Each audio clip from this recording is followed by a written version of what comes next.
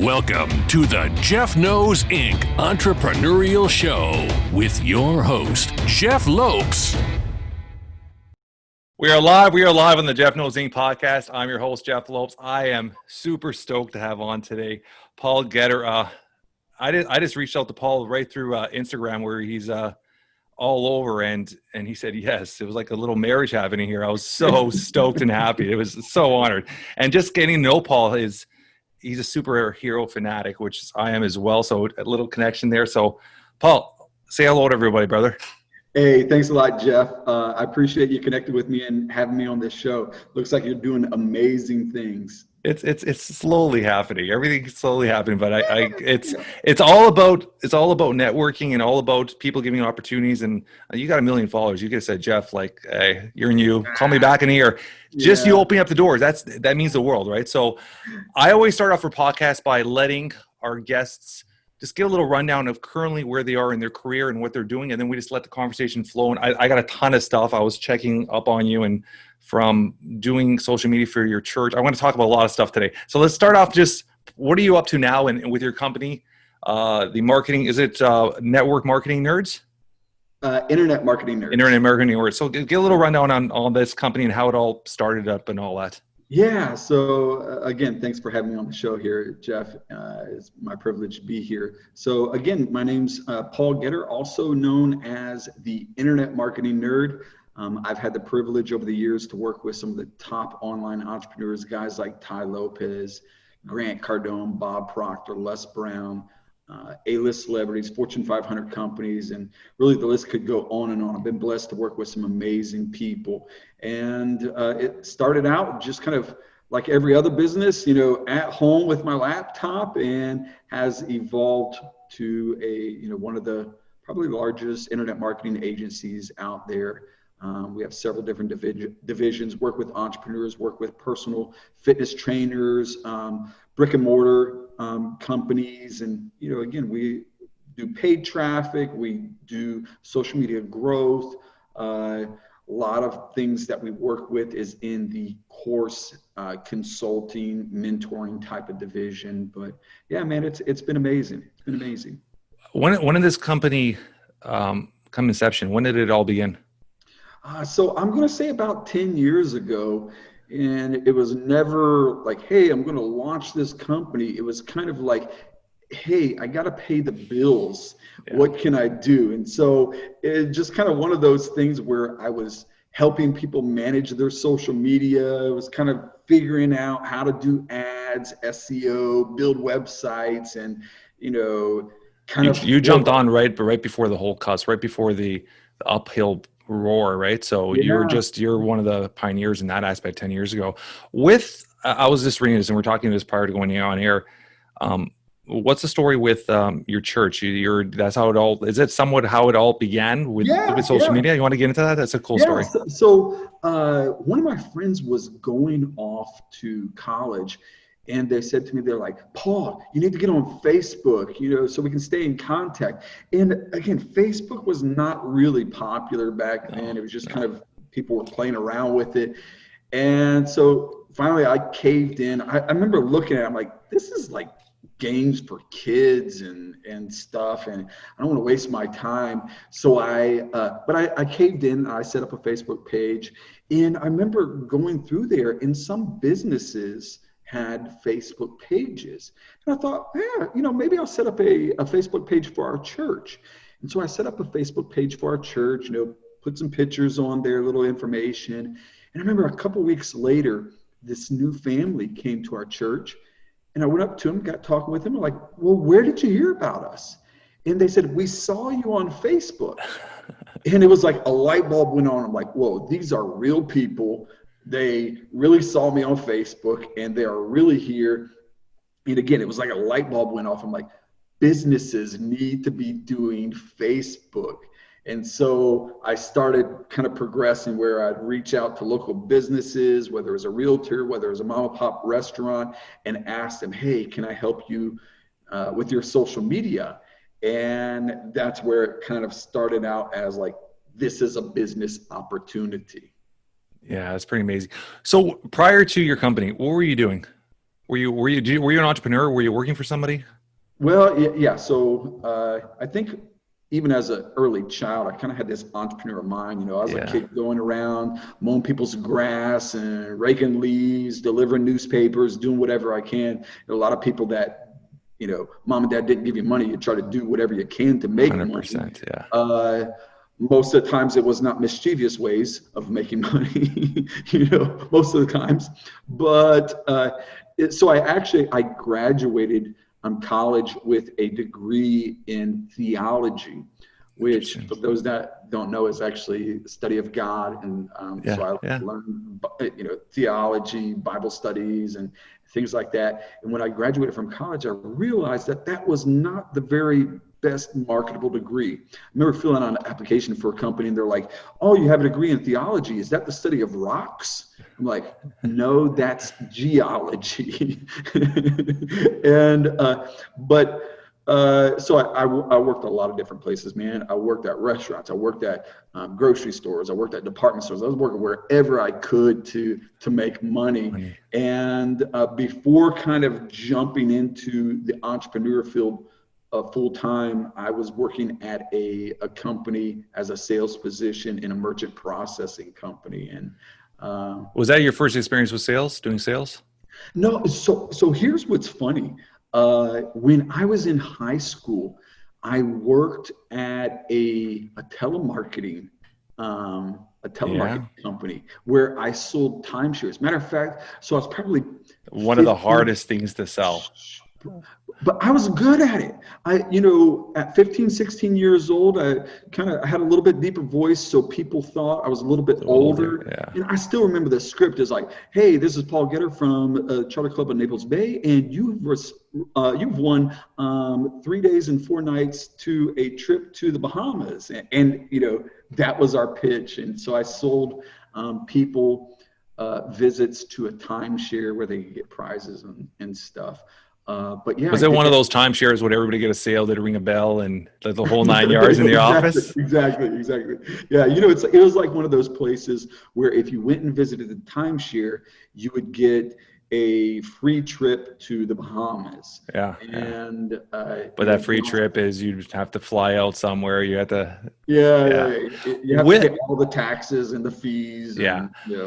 And, do you not those little moments in your life, and I always say this to entrepreneurs, one thing I always tell every entrepreneur, even just in general, every young person I talk to, and I'm 43 now, doesn't matter how old you are, if you're going to master one thing, it's sales. Yeah. Sales are probably the most important thing you could ever master, because whether you're doing an interview, you're constantly selling something, whether it's yourself or anything.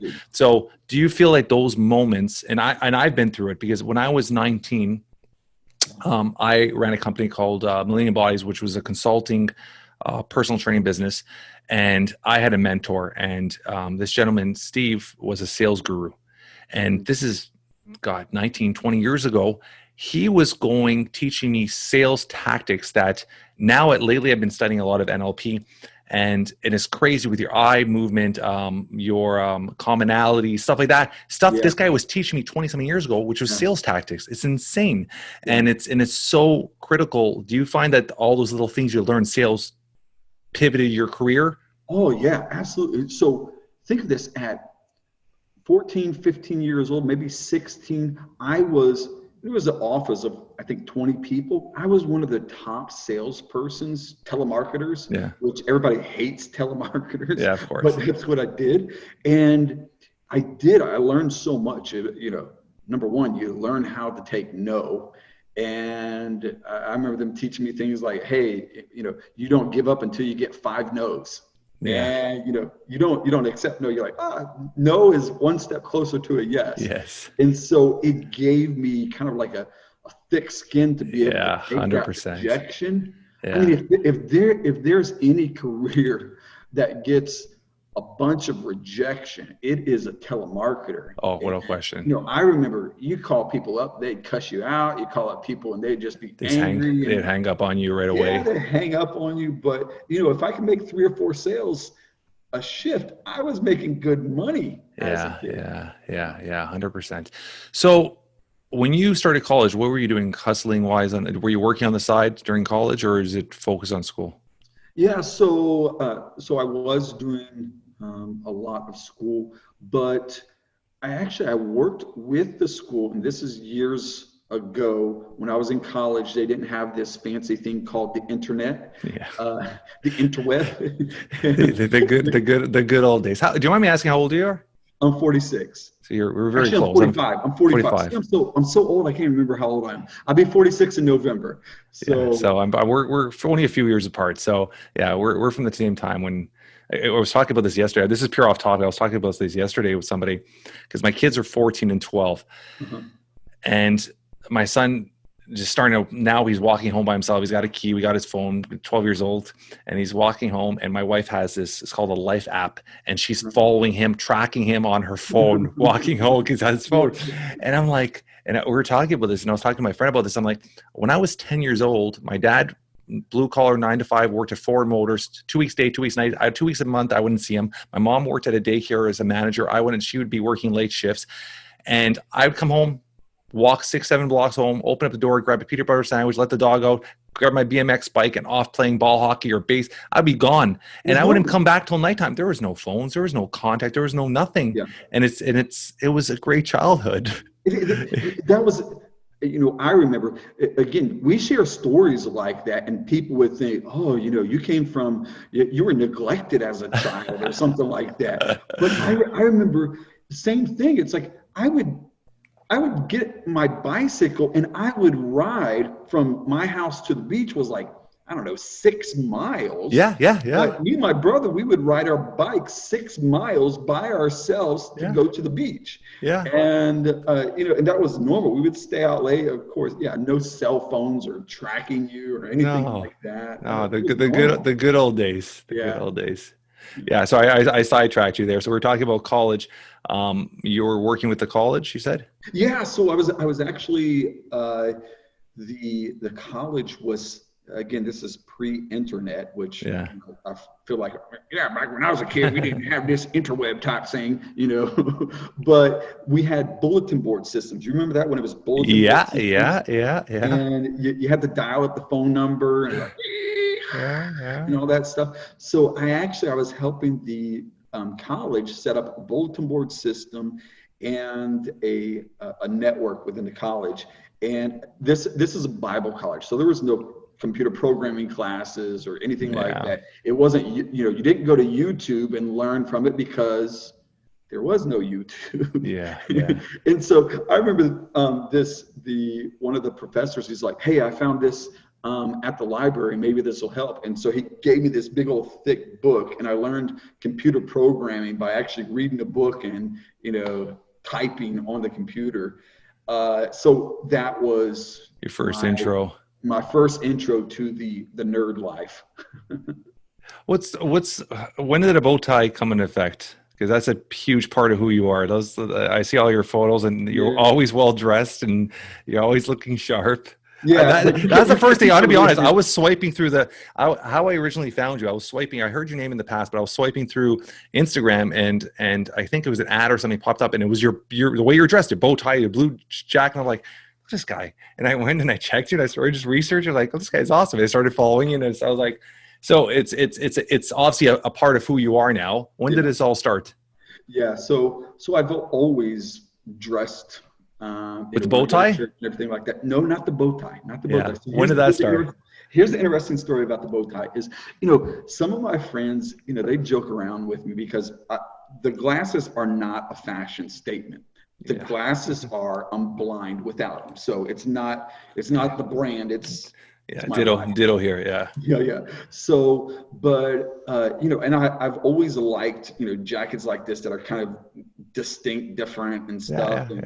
I remember I went to church one time, and one of my friends was like, bro, man, you look just like a nerd. And I had the shoes. Like I have shoes, like the wingtip shoes and everything like that. He's like, man, you're such a nerd and stuff. He's like, you just need a bow tie. And so I'm like, okay. So the next week I showed up with a bow tie on.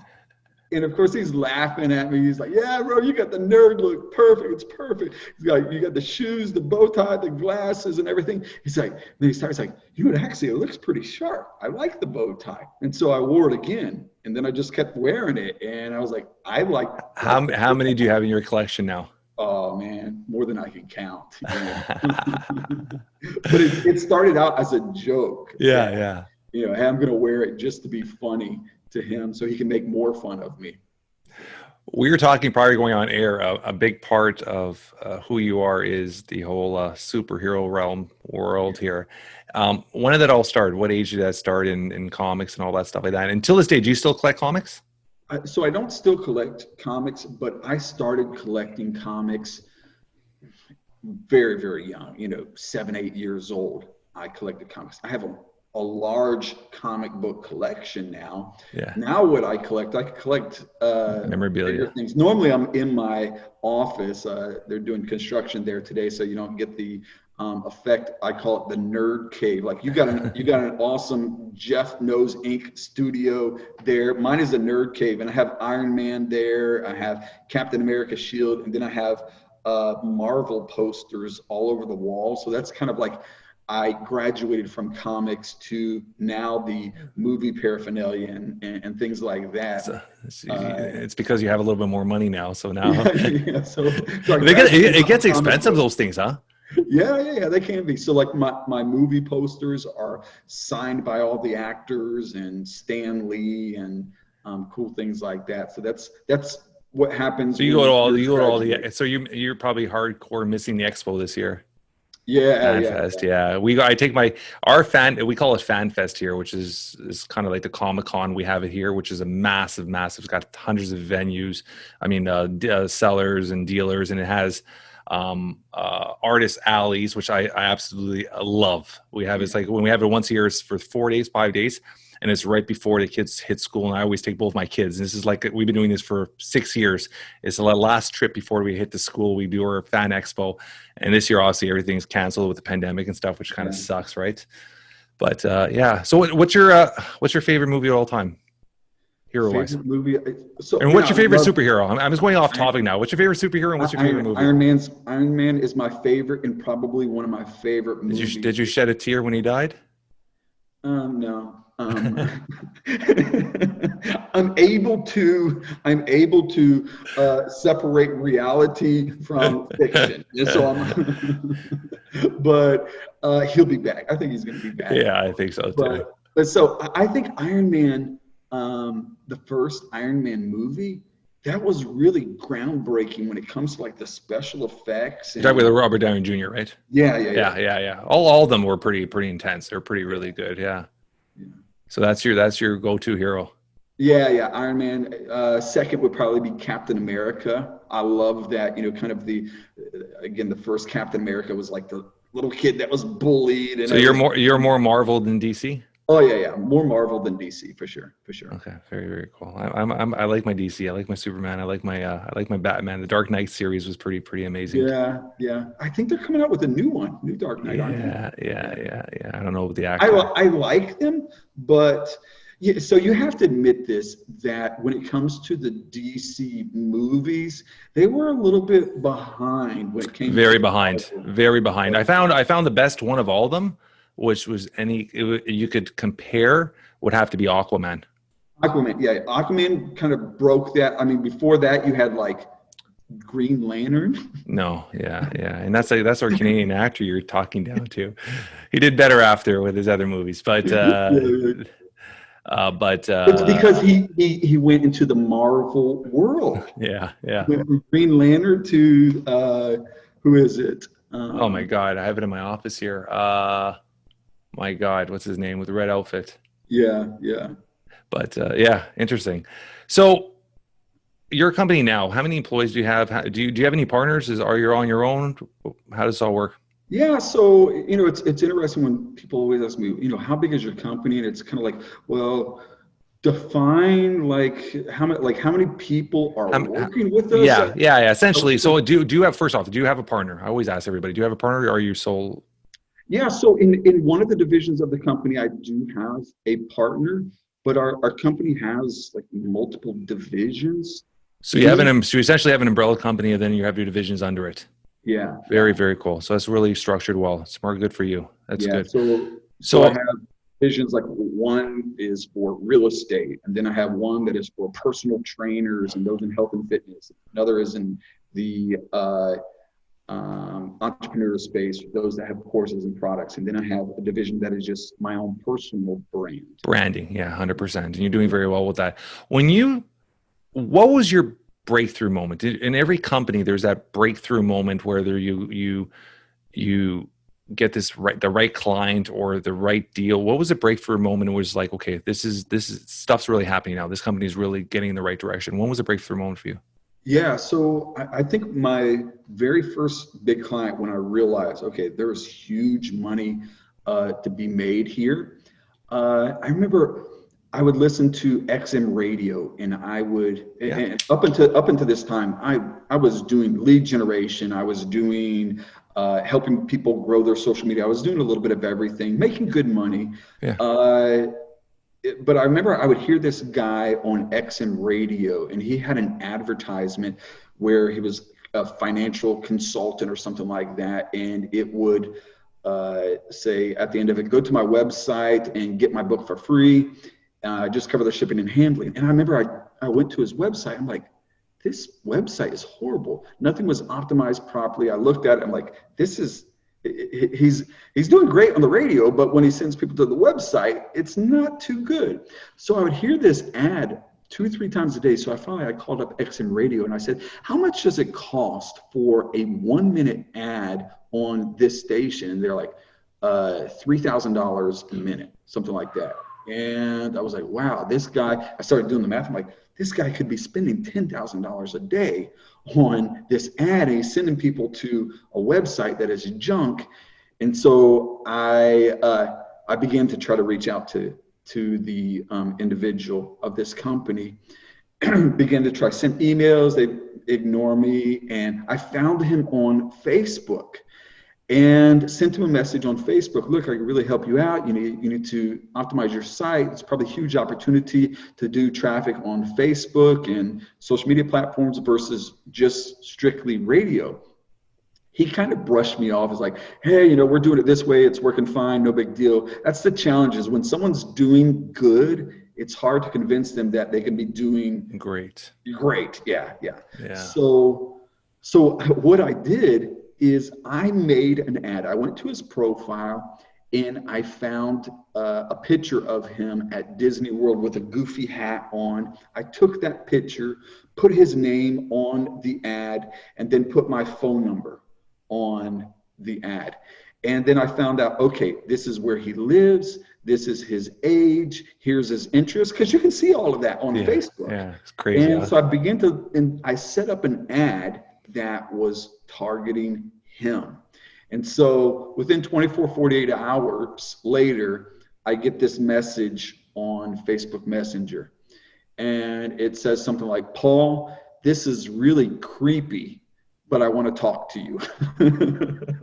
And that was my first big client that had a budget of spending, thousands of dollars a day. And that opened the door for us to really. Do you mind me asking what was he selling?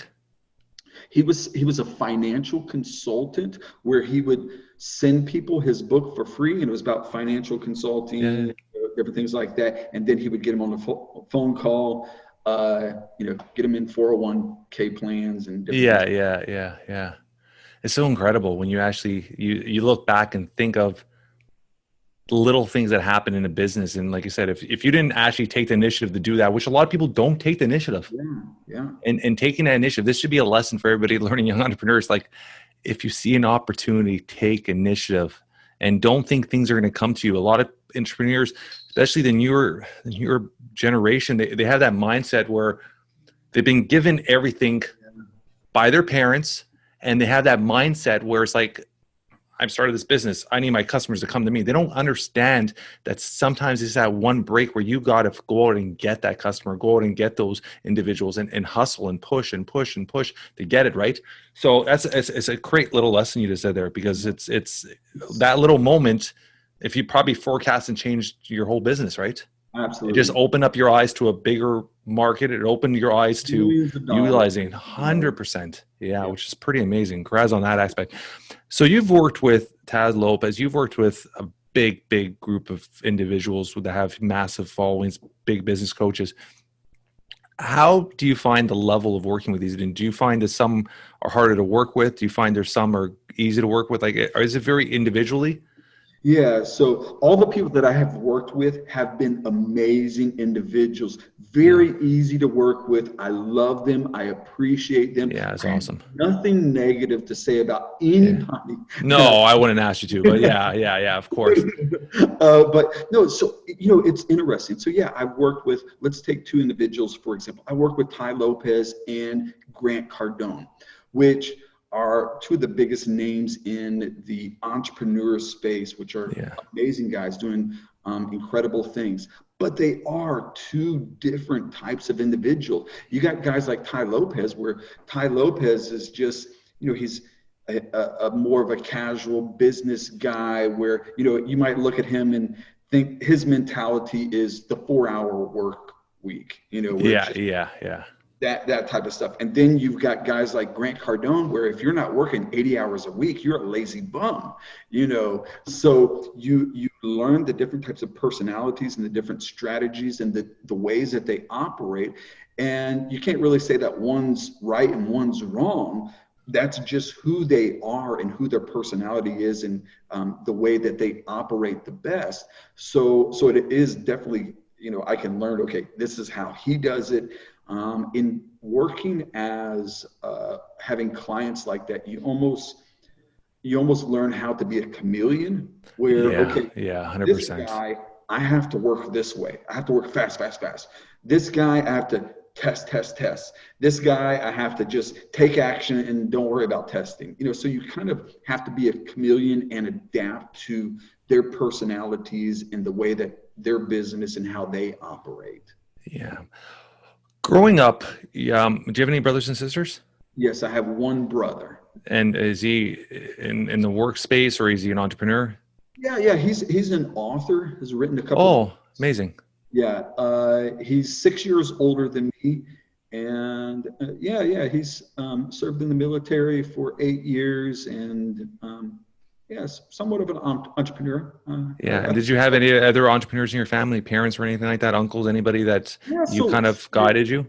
Yeah, so my dad, I would say this, and you kind of alluded to it, that our generation was a very work hard. I didn't, was brought up in a low income home, and it was work. It was like, you want money, go out and mow somebody's grass and get some money. You know what I mean? You want money, go out and deliver newspapers. So that entrepreneur, no one really said, hey, when I grow up, I want to be an entrepreneur. It's just like that naturally came with it. That entrepreneur is like, you got to do it yourself. Don't depend on other people. So my dad, it's kind of interesting to see the progression in my life, that there was a time growing up where we had absolutely nothing. It was dirt poor, trailer, food stamps. Where did you grow up? Which state?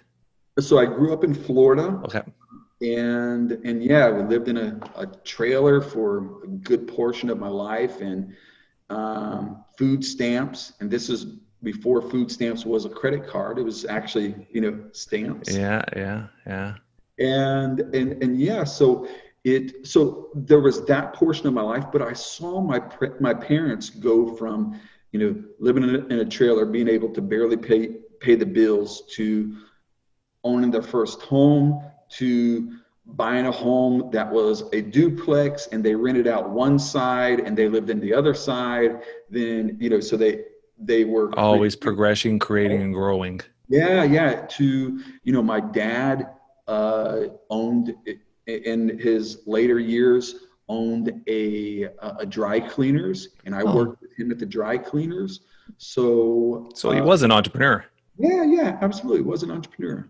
So And that's pretty amazing. That's pretty amazing. It's so hard. Like I've had individuals ask me, how do you determine an entrepreneur? And I always say you could get a drug dealer selling at the corner. You could get an artist selling their paintings at a local market. Like it's just a different level, right? And how much effort and how far do you want to go with it on a personal level as an entrepreneur? But yeah, and the only difference is I find entrepreneurs from our parents' generation, a lot of them were working in the business. They were working for the business, not working at the business. You understand? So it was like they would want to do everything 9 to 5. They would be the ones there morning to night. Now, as other entrepreneurs, we have staff. We learn how passive income is such an important part, and we learn how to pass on stuff. Which I'm assuming that's something you do, right? Yeah. So I'll share with you one of my first discoveries that my dad was an entrepreneur. When I was younger, he was an agricultural entrepreneur. And this was before it was legal. I was interesting. I was probably about 7 or 8 years old. And he was out in the backyard watering these large plants. And I remember, he was paying really extra special attention to these plants and pruning them carefully and putting the leaves in bags and everything. And I remember walking up to him, hanging over his shoulder, interested in what he was doing. And he's like, "Go inside. You need to stay away from these. It's poison ivy." And I'm like thinking to myself, why is Dad watering the poison ivy and collecting the leaves and everything like that? Well, I later figured out when I got older that it was a different type of weed. It wasn't poison ivy. So yeah, my dad had his own little side hustle going on the side. So good. It's crazy stories, huh? It's crazy stories. I love that kind of stuff. Yeah. You got to do what you got to do to survive, right? It's survival. What do you have to do to survive? This was in my backyard. That's crazy, huh? When you think about that. There was these plants growing about 6 feet tall. I remember they were bigger than me. I had to look up to them. So. And the neighbors, no one ever said anything, huh? The neighbors were probably doing it too. So. Yeah, it was a different era too, right? It was a different era. Yeah. That's pretty awesome. I know we're kind of a little short on time, so I'm going to ask you a couple questions. I asked all our guests, actually 3 questions, and then we're going to get into a different little segue here. But this one works with you. I ask every guest, superpower. If you had a superpower, what would it be? Fly. Flying is an awesome. Just jump, boom, fly, go. That would be awesome. Get you around traffic a lot faster. Absolutely. I think that's one of the best superpowers. In a few words, if you were to pass today, how would you want to be remembered by your closest friends and your relatives? Someone that helped people. I think the legacy that I would want to leave outside of business, entrepreneur, and everything like that is just someone that would help people and impact people in a positive way. Whether it's in a business level, a lot of people only know one dimension of me, the business, but I do minister at a church. I travel the world and have helped establish orphanages and schools and things like that. So, man, I think the biggest impact we can make is helping other people. I'm going to dive into that. I didn't know that about you. So let's quickly, 2 minutes, let's go dive into that. Building schools and all that. When's the last time you've done that, and how far impact have you done with that? Yeah. So here on a local level, anytime there's any type of natural disaster like the hurricanes and things like that, I rally the community together, and we get truckloads of supplies and send it off to help in disaster relief. Yeah. So anytime there's a disaster, we're jumping on board to do that. I've worked in Haiti, Cuba, Colombia, probably India, several countries, just helping set up, fly down there and set up orphanages and fund and help build buildings and everything like that. It's just Ain't that the most rewarding thing you could do? yeah. I tell you why. Again, being brought up not having much, then when you're blessed and you have more than enough, you travel to a country like that where, you know, a person might be making $20 a month. And I remember always coming back from those countries and I look in my, you know, my ashtray in my car and I see $5 there. I'm like, that's a lot of money. It's a lot of money. So it helps keep you balanced. Yeah. Balanced. One thing, I've done little similar stuff, but on a lower scale, but one thing I'd always say when I travel to third world countries is there's two things. They might not have the money, but they always have the whitest white clothes and they always have a smile. Those kids always have a smile. They're happy. They're joyful for life. And I think this is a huge part of who I am. And this is one thing I'm doing right now is I work with entrepreneurs, but I work with entrepreneurs. I try to work with fathers that are entrepreneurs, and I try to build a connection of fatherhood and entrepreneurs. And I find that in our society, what has been lost in the last few years with entrepreneurs is they're so dedicated to building the businesses, and with social media, they're so prevalent in front of everybody. They have to show what they have, and it's forcing them almost to. They're not giving love to their kids, they're giving rewards to their kids. And I hate that. And that's something that's just despises me. And you see that a lot. It's like, oh, my son done this. Great, here's a present. Instead of like, hey, that's awesome. Let's go spend the day together now. Let's go spend the day and hang out and talk about what you did. And I think that's that connection. And I think that's with these third world countries. They don't have the money. It's all about love. It's all about family. It's all about being together in the dinner table every night, whether they have one pot of soup for 12 people, it's that community. And I think we are losing it. And that's one thing I'm trying to, that's my goal right now, is trying to rebuild it with fathers and their children. But I find we love it. And in those third world countries, it's the love these kids get. They always have a smile on their face. Yeah. You know, in my own, aspirations, trying to help people, we have taken cases of toys down. I love it. For example. And I remember the first time we did that, it was because I was traveling through a little village there and I saw some kids that had, it was a soccer ball that, all taped up. All taped up and everything like that. Yeah, Didn't even look like a soccer ball, but they were having fun in there.